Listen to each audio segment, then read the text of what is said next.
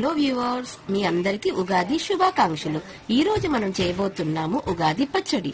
పదండి ఇంకా ఎలా చేస్తారో చూద్దాం. ముందుగా కావాలి మనకి మామిడి ముక్కలు, మిరియాలు లేదా పచ్చిమిర్చి, బెల్లం, చింతపండు, ఉప్పు, వేపాకు, చిగురు. ఎలా చేస్తారో చూద్దాం పదండి. ముందుగా కావాల్సింది మామిడికాయలు,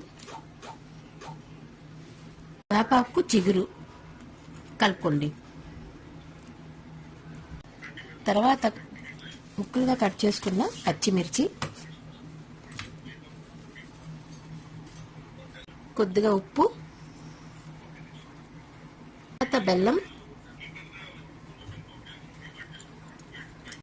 చింతపండు గుజ్జు శుభ్రంగా కలుపుకోండి.